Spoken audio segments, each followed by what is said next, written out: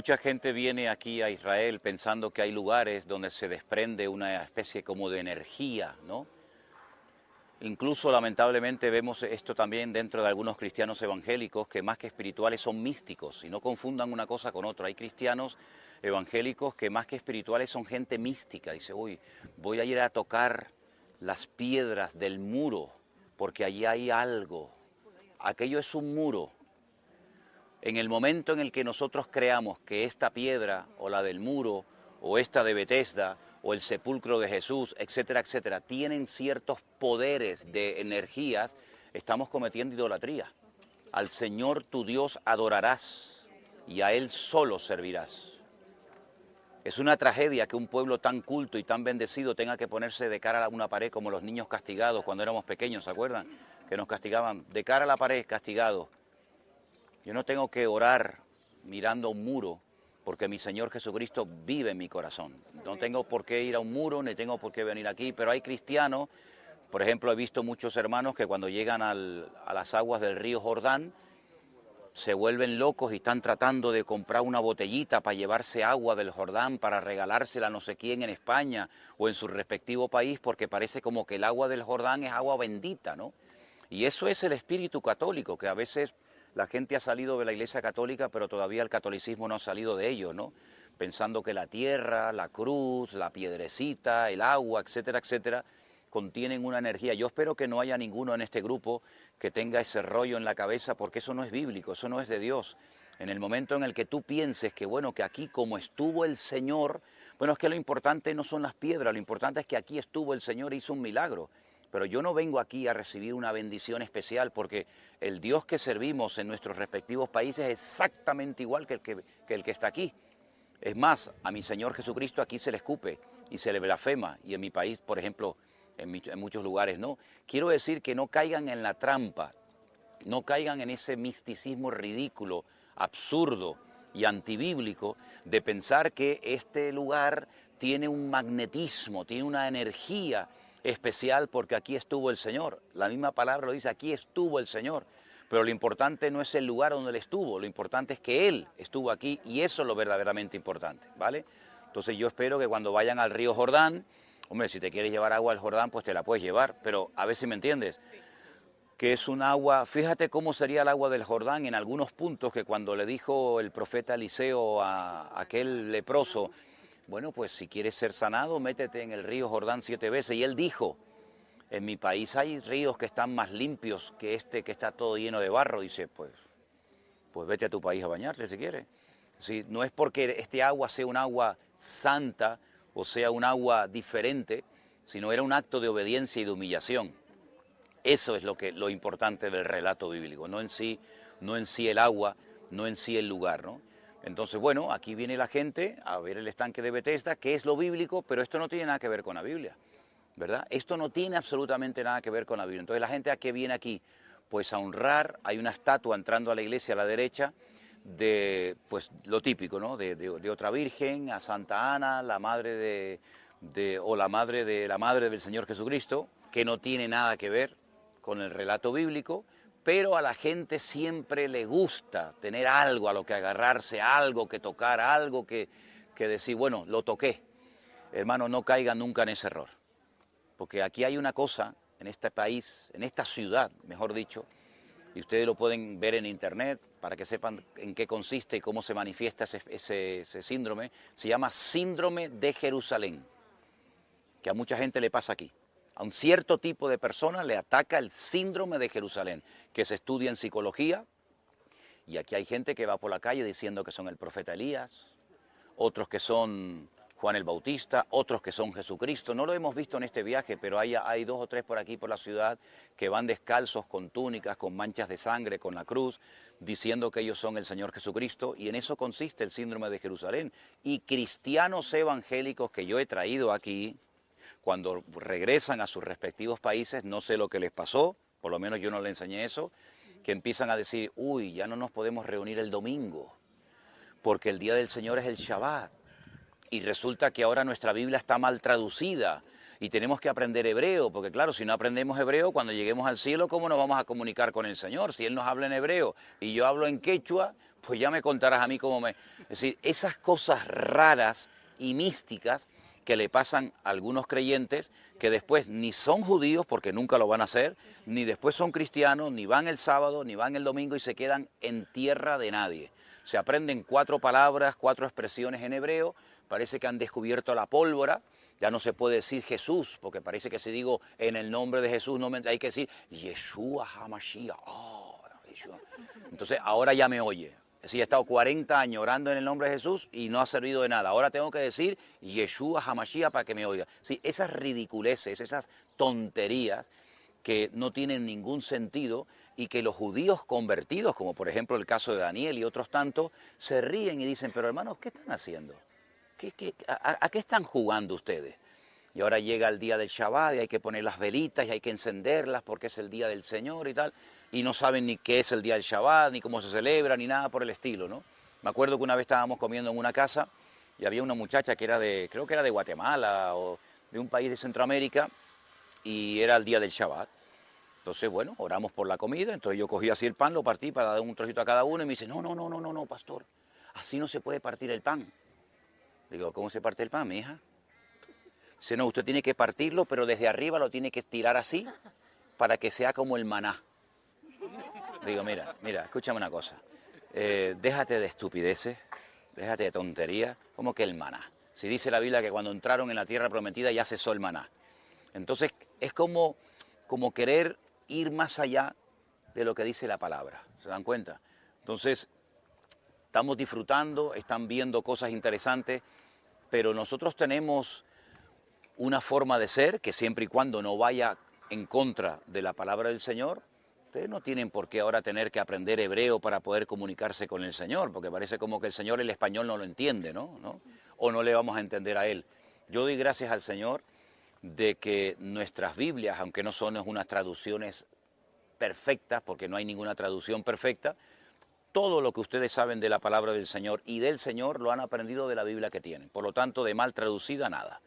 Puede ser que a lo mejor no tenga la profundidad del concepto de la palabra, ¿verdad?, del término en original, pero bueno, para eso hay diccionarios y para eso hay comentarios. No tengan ninguna frustración, porque por ahí he visto a muchos que dicen...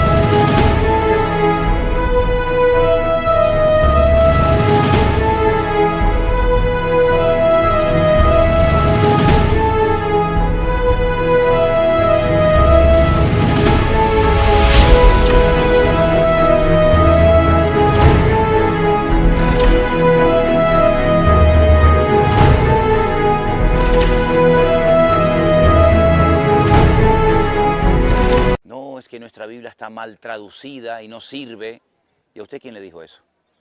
¿Quién le dijo a usted que la Biblia nuestra no sirve? Entonces lo que hemos leído no es así, era todo al revés de lo que hemos leído. No caigan en esa trampa, porque eso es rotundamente falso, ¿vale? Me acuerdo que yo durante muchos años yo no quería saber nada de Israel. ¿Por qué? Porque las personas que me venían hablando de Israel parecía que se habían vuelto tontos.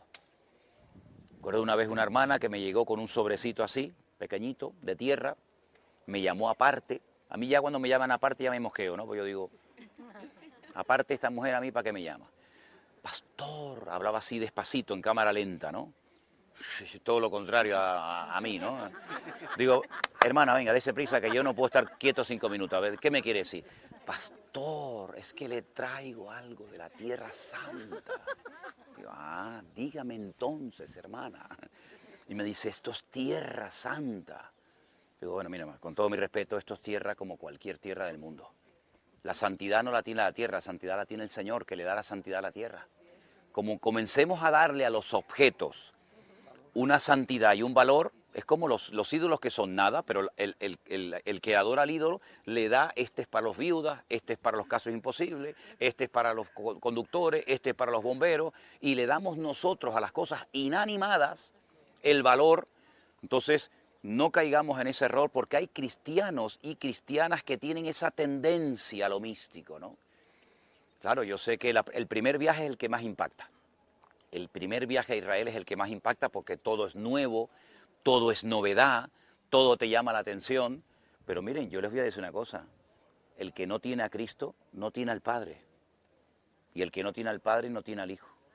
Todos estos que veis ahí dándose cabezazos en el muro, como no acepten al Señor Jesucristo, el Señor Jesucristo dijo, vosotros sois de vuestro padre el diablo.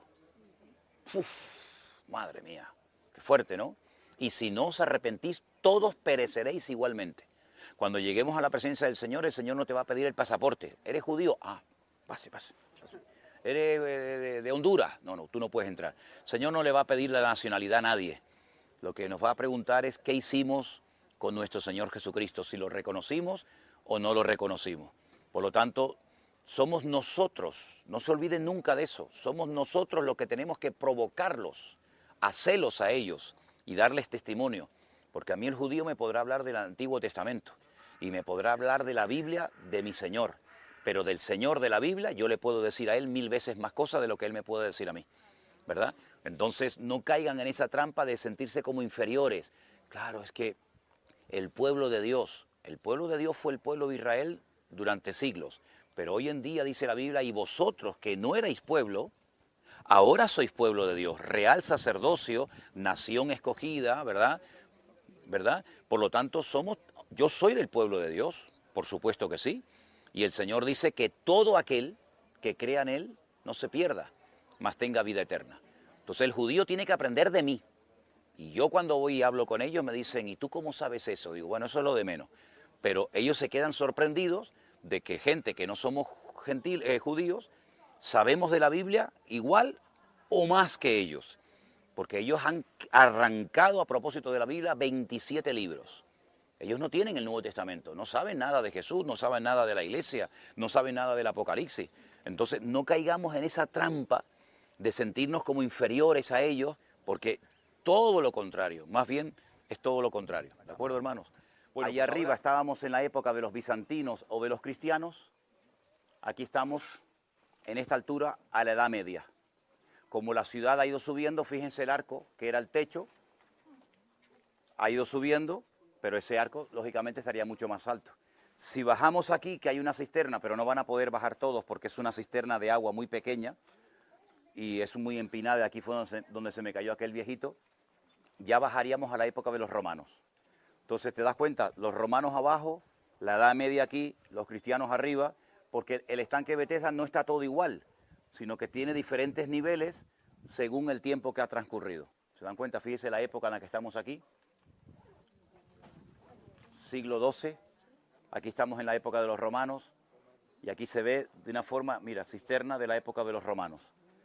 Repito, el estanque de Betesda era un lugar donde se retenía el agua. Van a ver por ahí muchas rejas donde caía el agua, y aquí se quedaba para poder limpiar todo el templo, toda la sangre, los derramamientos de sangre que había, los sacrificios, etcétera, etcétera. Por supuesto se ha derrumbado el techo de esta capilla. Los techos generalmente se derrumban más fácilmente que los pisos. Entonces vamos a seguir por aquí, vamos a subir por esa escalera. Déjeme pasar por aquí. ¿Estará también una placa con la fecha otra? Sí, hay varias placas por diferentes lugares. Vamos por aquí con cuidadito.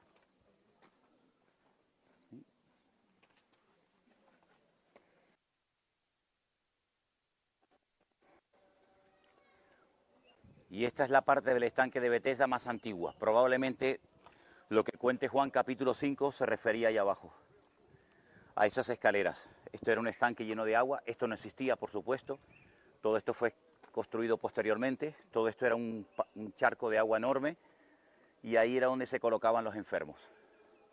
Fíjense que el templo está detrás de aquella pared y los enfermos preferían venir aquí a esperar el supuesto ángel que bajaba y movía el agua antes de ir al templo, porque ellos sabían perfectamente que en el templo ya la gloria del Señor no estaba, y aquello, como lo definió muy bien el Señor, era una cueva de ladrones.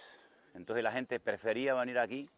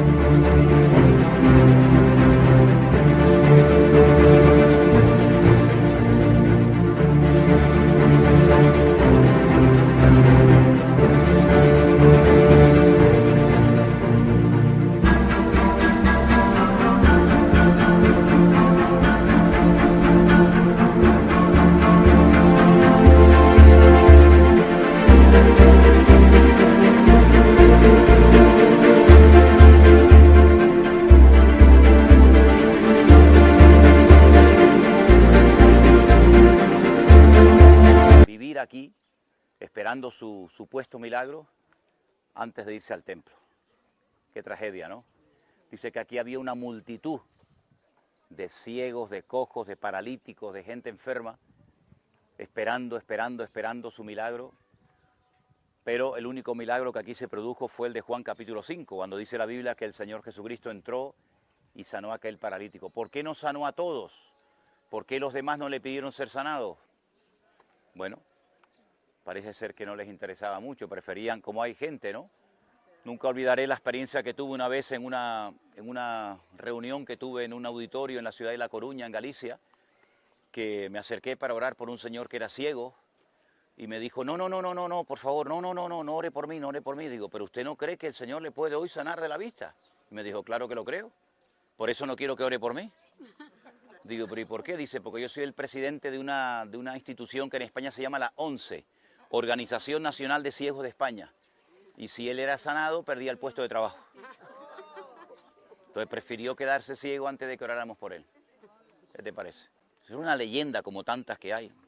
Entonces lo que descendía el Espíritu Santo para nosotros no era verdad. No, aquí no descendía nada y la Biblia no habla de que descendía el Espíritu Santo, hablan de un ángel. Para nosotros descendía, No descendía